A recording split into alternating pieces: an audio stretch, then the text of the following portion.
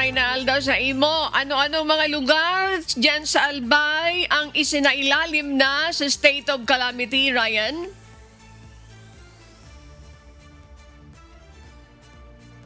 Kasama dito sa mga isa sa ilalim sa state of calamity ay ang tatlong lungsod mula dito sa Tabaco, Legazpi at Ligao City. Gayon din kasama ang bayan ng Kamalig, Malilipot, Santo Domingo, Daraga at Ginubatan dito sa Albay.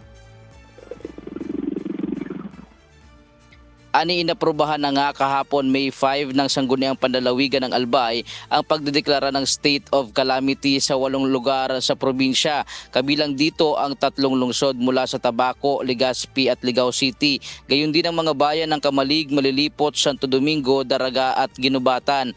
Ang pagdedeklarang ito ay bilang tugon sa epekto ng patuloy na pag-aalboroto ng Bulkang Mayon kung saan naranasan noong Sabado ng hapon ang matinding ashfall na bumalot sa mga bayan na malapit sa bulkan. Sa ilalim ng state of calamity, pinapayagan na magamit ang pondo ng pamahalaan sa quick response upang tulungan ang mga residenteng apektado ng kalamidad.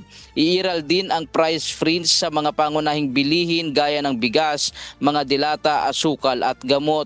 Layo nito na maiwasan ang posibleng pananamantala at hoarding sa mga produkto. Magsasagawa ng mahigpit na monitoring ang Department of Trade and Industry at Department of Agriculture sa supply ng pagkain at krudo sa lugar upang masigurong sapat ang supply para sa lahat.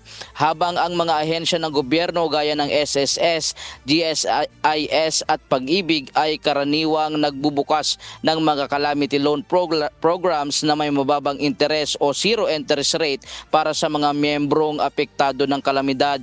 Samantala, base sa ginagawang mapping ng Philippine Space Agency, apektado ng ashfall ang mga ang nasa tinatayang 8,544 na hektarya ng lalawigan ng Albay na halos katumbas ng kalahating laki ng Quezon City. Ani sa ngayon ay patuloy ang pagdaloy ng lava sa may 3.8 kilometers ng Basud at 3.2 kilometers ng Bunga at 1.6 kilometer ng Miisi Galis na may panakanaka at mahinang strombolian activity at panandali ang lava fountain. Nakapagtala din ani ng 11 volcanic earthquakes kabilang ang 3 volcanic tremors at 283 na rockfall events at kasama ang 17 na pyroclastic density current o ang oson at nakikita dito sa gabi ang banaag ng Bulkang Mayon at nanatili